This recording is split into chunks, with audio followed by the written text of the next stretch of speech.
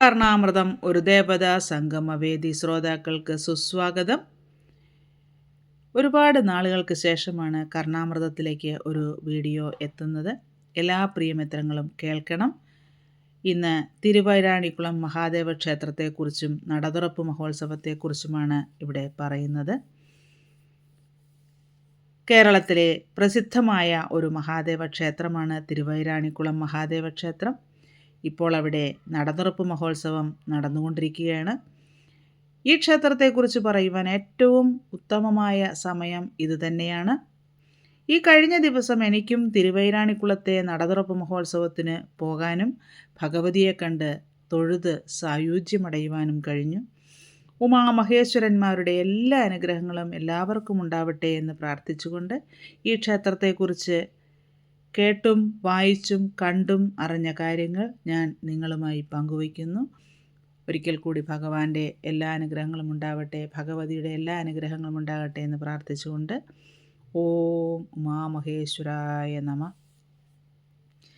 കേരളത്തിലെ എറണാകുളം ജില്ലയിൽ ആലുവായിൽ പെരിയാറിൻ്റെ വടക്കേക്കരയിൽ സ്ഥിതി ചെയ്യുന്ന ക്ഷേത്രമാണ് തിരുവൈരാണിക്കുളം മഹാദേവ ക്ഷേത്രം.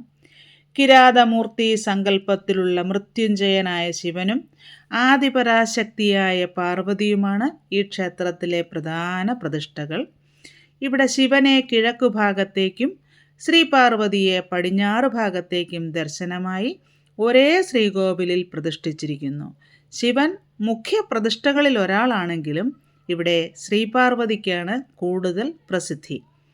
ഉപദേവതകളായി ഗണപതി, അയ്യപ്പൻ, മഹാവിഷ്ണു, സതീദേവി, ഭദ്രകാളി, നാഗദൈവങ്ങൾ എന്നീ പ്രതിഷ്ഠകളും ഉണ്ട്. ധനുമാസത്തിലെ തിരുവാതിരനാൾ മുതൽ 12 ദിവസം മാത്രമേ ശ്രീപാർവതിയുടെ നട തുറക്കുകയുള്ളൂ.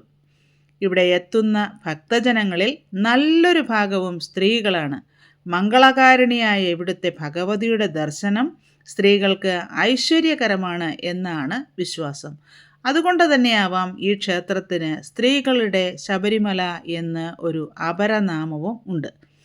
ശിവന് കുംഭമാസത്തിൽ തിരുവാതിര നാളിൽ ആറാട്ടായി 8 ദിവസത്തെ ഉത്സവമാണ് നടക്കുന്നത്. അകവൂർ, വെടിയൂർ, വെൺമണി എന്നീ 3 ഇല്ലക്കാർ ചേർന്ന ഒരു ട്രസ്റ്റാണ് ക്ഷേത്രഭരണം നടത്തുന്നത്. ഈ ക്ഷേത്രത്തിൻ്റെ ഉത്ഭവത്തെക്കുറിച്ചുള്ള ഐതിഹ്യം ഇനി നമുക്ക് നോക്കാം. ഇത് ക്ഷേത്രം ഊരാള കുടുംബങ്ങളിലൊന്നായ അകവൂർ മനയുമായും പറയിപെറ്റ പന്തിരുകുലവുമായും ബന്ധപ്പെട്ട് നിൽക്കുന്നു. മുമ്പ് തൃശ്ശൂർ ജില്ലയിൽ മാളയ്ക്കടുത്ത് ഐരാണിക്കുളത്തായിരുന്നു അകവൂർ മന സ്ഥിതി ചെയ്തിരുന്നത്. അകവൂർ മനയിലെ നമ്പൂതിരിമാരാണ് ആ നാട് മുഴുവൻ ഭരിച്ചിരുന്നത്. ഐരാണിക്കുളത്തെ പ്രസിദ്ധമായ മഹാദേവ ക്ഷേത്രത്തിൻ്റെ ഉടമസ്ഥരായിരുന്ന അവർ നിത്യേന അവിടെ സന്ദർശനം നടത്തിപ്പോന്നു.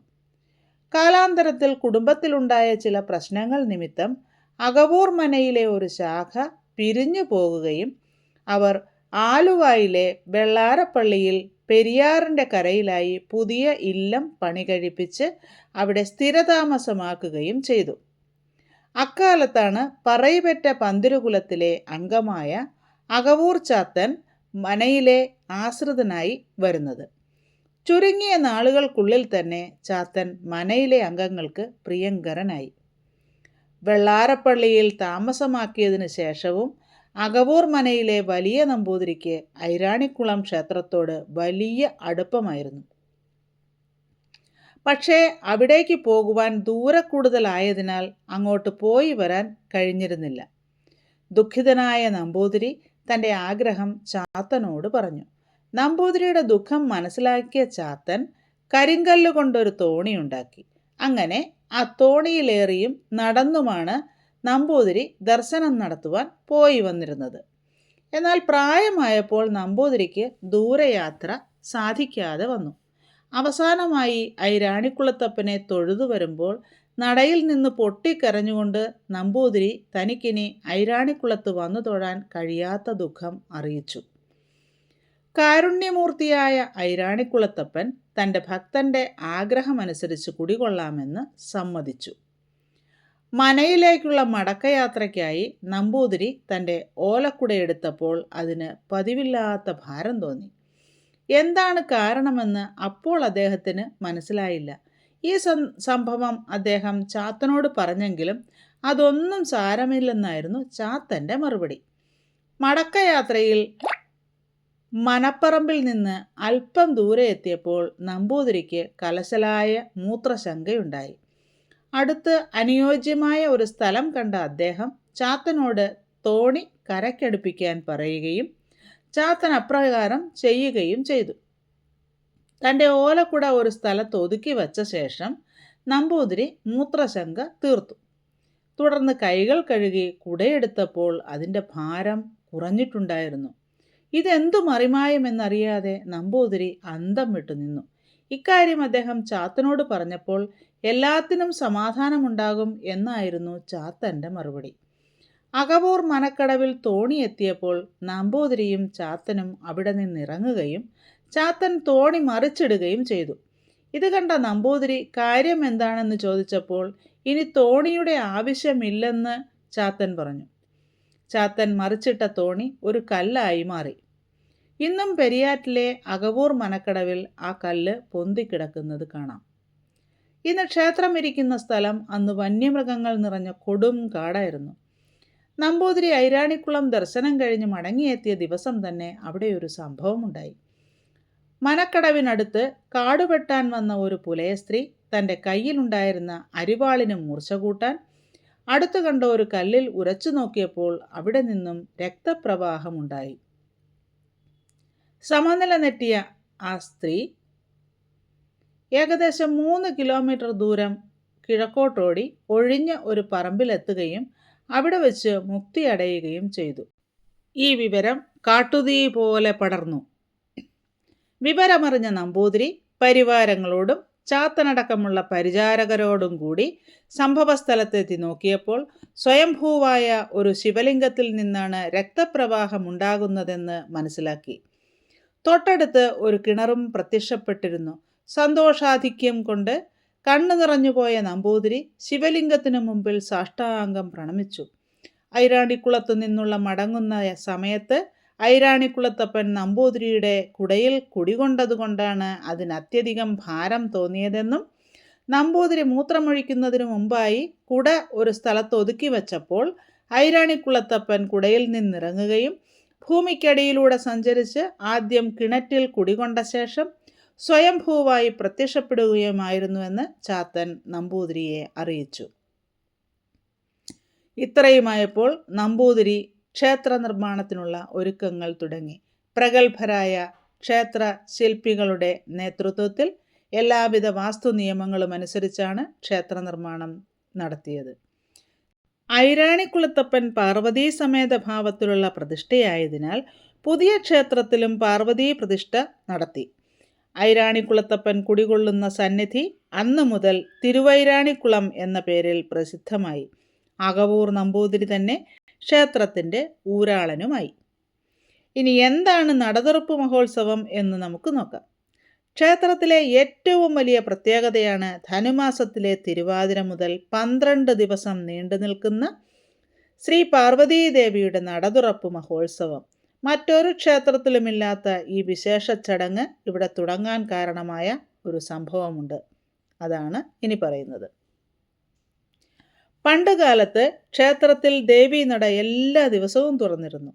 അക്കാലത്ത് ക്ഷേത്രത്തിൽ ഭഗവാന്റെ നിവേദ്യം തയ്യാറാക്കുന്നത് പോലും ഭഗവതിയായിരുന്നു.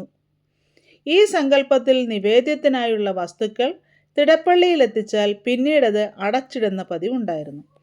നിശ്ചിത സമയം കഴിഞ്ഞ് തുറന്നു നോക്കുമ്പോഴേക്കും നൈവേദ്യം തയ്യാറായി കഴിഞ്ഞിട്ടുണ്ടാവും. ഇതുമൂലമാണ് ദേവിയാണ് നിവേദ്യം ഉണ്ടാക്കുന്നതെന്ന വിശ്വാസം പരന്നത്. ഇതിനെക്കുറിച്ച് അന്വേഷിക്കുന്നതിനായി ക്ഷേത്രം ഊരാളന്മാർ ഒരു ദിവസം ക്ഷേത്രത്തിലെത്തി.